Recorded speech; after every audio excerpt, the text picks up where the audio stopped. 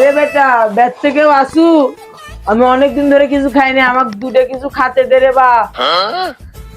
কিডা রে বা? আমি ফকির রে বা, আমাকে কিছু খেতে দাও। আসেন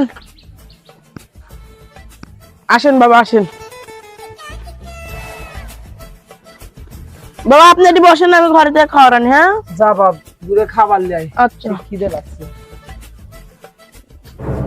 রহস্যের গন্ধ।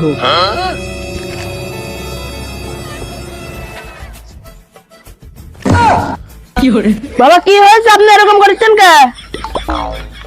তোর তো কপাল খুলে গেছে বাসা, তোর কপাল খুলে গেছে।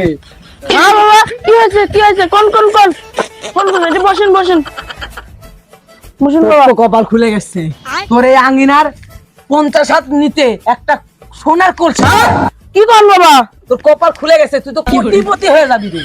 কিন্তু এটা পাওয়ার জন্য তোর কিছু কাজ করতে হবে। কি করতে হবে বাবা? আমাকে ভরপেট খাওয়াতে হবে এবং আমাকে কিছু অর্থ সম্পদ দিতে হবে। তো আচ্ছা বাবা, আমি আপনাকে খাওয়াচ্ছি। দে। দিলি তো মুড়ি, তাও আবার খালি। কেউ আমি খালি দেবো কে? তরকারি তো দিছি। কোথায়? আমি তো এখানে কিছু দেখতে পাচ্ছি না। খালি মুড়ি দিলি আমাকে তুই? না বাবা আপনাকে তো আমি তরকারি দিছি। আমার সাথে মিথ্যা কথা, অমঙ্গল হবে তুই। দাঁড়ান বাবা, আপনাকে আমি তরকারি বের করে দিচ্ছি। দাঁড়ান।